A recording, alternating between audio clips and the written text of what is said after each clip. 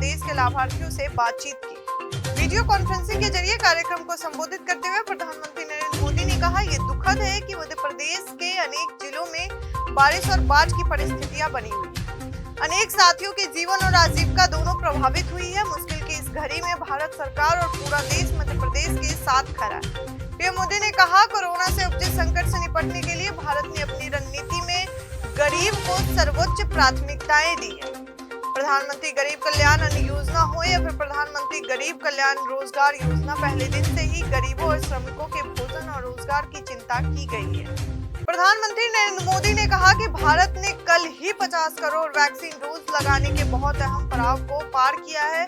दुनिया में ऐसे अनेक देश हैं जिनकी कुल जनसंख्या से भी अधिक टीके भारत एक सप्ताह में लगा रहा है। ये नए भारत का आत्मनिर्भर होते भारत का नया सामर्थ्य है। पीएम मोदी ने कहा, आजीविका पर दुनिया भर में आए इस संकट काल में ये निरंतर सुनिश्चित किया जा रहा है कि भारत में कम से कम नुकसान हो। इसके लिए बीते साल में अनेक कदम उठाए गए और निरंतर उठाए जा रहे हैं। छोटे लघु सूक्ष्म उद्योग को अपना काम जारी रखने के लिए लाखों करोड़ रुपए की मदद उपलब्ध कराई गई है।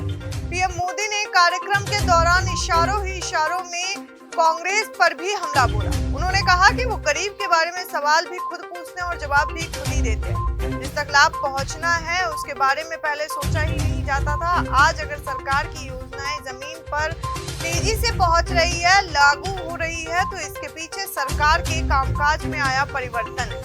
पहले ही सरकारी व्यवस्था में एक विकृत थी। मामला उमरिया कोतवाली थाना क्षेत्र के सुभाषगंज का।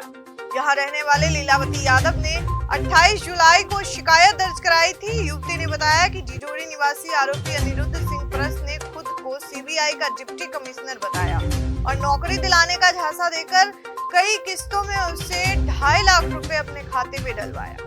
आरोपी ने सोशल मीडिया के जरिए युवती से पहले दोस्ती की। लीलावती को विश्वास में लेकर आरोपी ने उसे ऑनलाइन पढ़ाना भी चालू कर दिया। युवती ने नौकरी की बात की तो आरोपी ने पैसे की मांग रखी।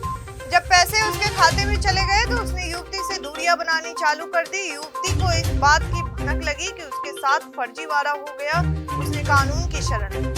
फर्जीवाड़े की जानकारी लगते ही पुलिस ने आरोपी के खिलाफ मामला पंजीबद्ध कर अनिरुद्ध सिंह परस्त के तलाश करनी शुरू कर दी। पुलिस को उसकी लोकेशन छत्तीसगढ़ की राजधानी रायपुर में मिली। इसके बाद एक टीम गठित की गई जिसमें रायपुर के पुलिस हाउसिंग कॉलोनी से उसे गिरफ्तार किया गया। मध्य प्रदेश के ग्वालियर चंबल क्षेत्र में बाढ़ की विभीषिका अब भी जारी है। शिवपुरी और शिवपुरा जिले में अब हालात नियंत्रण में आते दिख रहे हैं, लेकिन गुना और अशोकनगर जिलों में करीब एक सप्ताह से लगातार हो रही बारिश के कारण अब हालात खराब हो रहे हैं। इन दोनों जिलों में ज्यादातर नदी नाले उफान पर हैं, पुल पुलिया डूब चुके हैं, कई गांवों में बाढ़ का पानी घुस गया है। केंद्रीय नागरिक उड्डयन मंत्री ज्योतिरादित्य सिंधिया के अनुरोध पर गृह मंत्री अमित शाह ने दोनों जिलों में राहत और बचाव कार्यों के लिए एनडीआरएफ की 2-2 टीमें भेजी है।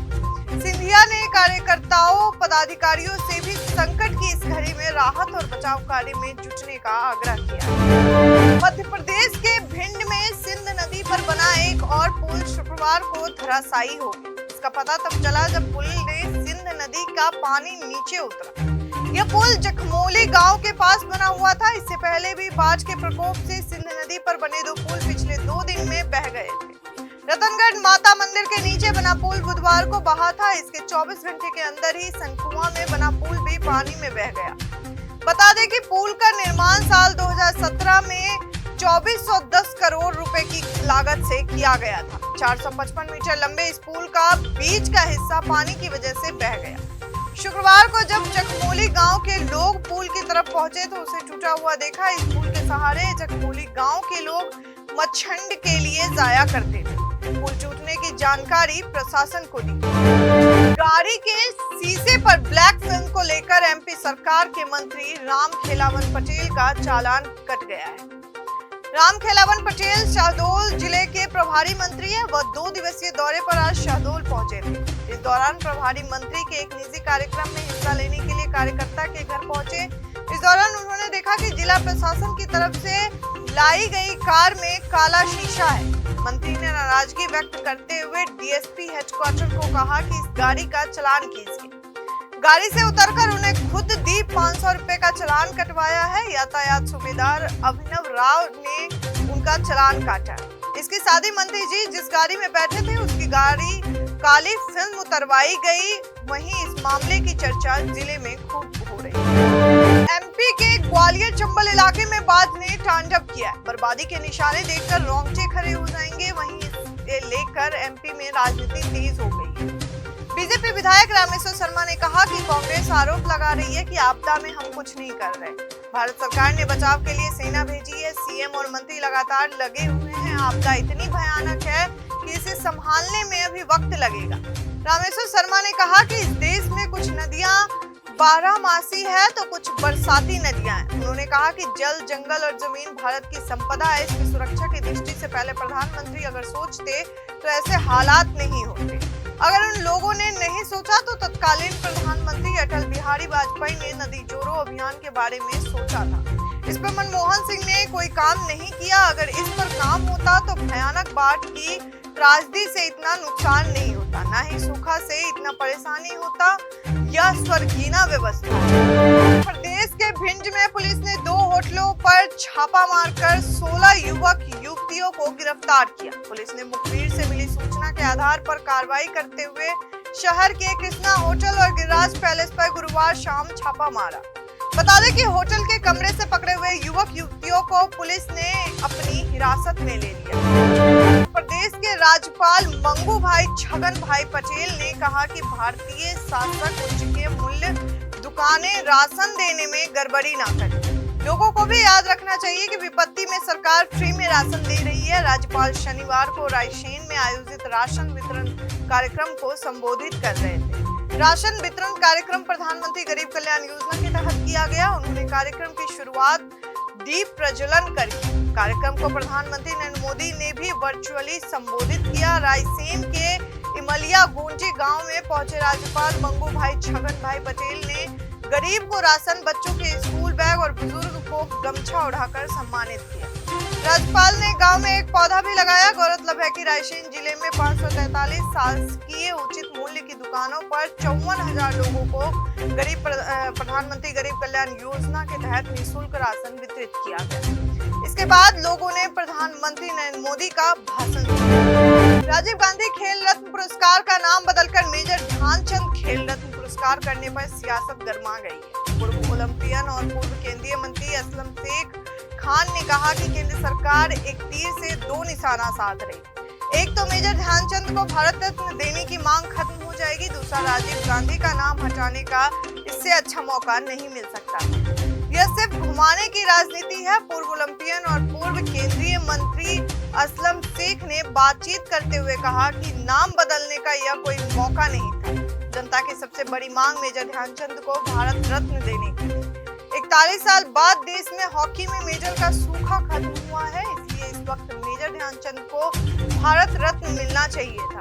पूर्व ओलंपियन असलम शेख खान ने कहा कि कांग्रेस सरकार में सचिन तेंदुलकर को खेल रत्न दिए जाने की मैंने खिलाफत की। हॉकी में मेजर ध्यानचंद का जो योगदान था वो क्रिकेट में सचिन तेंदुलकर का नहीं है।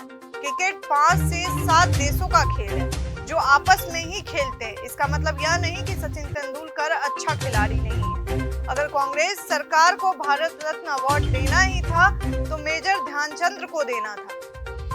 उन्होंने कहा कि अब सवाल यह है कि भाजपा सरकार की ये किस तरह की राजनीति है। पीएम को क्या और किसने सुझाया है कि इस वक्त आप श्रेय ले सकते हैं। मध्य प्रदेश के जबलपुर से बड़ी खबर है। यहाँ कोरोना काल में हुए अब तक के सबसे बड़े गोरख धंधे का काला चिट्ठा पुलिस ने तैयार कर लिया है। मध्य प्रदेश से गुजरात कनेक्शन वाले नकली रेमडेसिविर केस में जबलपुर पुलिस ने 11 आरोपियों के खिलाफ 1311 पन्नों का चालान पेश किया है। पुलिस ने 90 दिनों के भीतर चार्जशीट दाखिल कर सभी आरोपियों के खिलाफ चालान न्यायालय में पेश किया। इस चालान में 190 गवाह 100 जब्ती भी शामिल है। गौरतलब है कि कोरोना संकट काल के दौरान जबलपुर के सिटी अस्पताल में 465 नकली रेमडेसिविर इंजेक्शन इस्तेमाल किए गए। इस मामले में ओमती थाना में 10 मई को अपराध दर्ज किया था। यह अपराध सिटी अस्पताल के संचालक सरबजीत सिंह मोखा के खिलाफ दर्ज किया गया था। इसके बाद जांच आगे बढ़ी और कुल 11 आरोपी पूरे मामले में बनाए गए। 11 मई को सरबजीत सिंह मोखा को गिरफ्तार किया गया था। बता दें, गुजरात से इंदौर के रास्ते जबलपुर 500 रेमडेसिविर इंजेक्शन पहुंचे थे। इनमें से 465 इंजेक्शन के उपयोग की जानकारी पुलिस को मिल गई थी, जबकि 35 इंजेक्शन का नर्मदा नदी में बहा दिया गया था। जांच में यह बात भी सामने आई कि नकली रेमडेसिविर लगाने से 16 मरीजों की मौत हो गई। कोरोना की दूसरी लहर के भयावह दौर में सिटी अस्पताल में भर्ती 171 मरीजों को 209 नकली रेमडेसिविर इंजेक्शन लगाए गए थे। पुलिस ने सभी 11 आरोपियों के विरुद्ध भारतीय दंड विधान की धारा 274, 275, 304, 308, 120B, 34 आपदा प्रबंधन अधिनियम की धारा 53, ड्रग कंट्रोल एक्ट, महामारी अधिनियम और IT एक्ट की विभिन्न धाराओं के तहत चालान पेश किया है। जानकारी के मुताबिक मोखा पर 3 माह का NSA और बढ़ा दिया गया।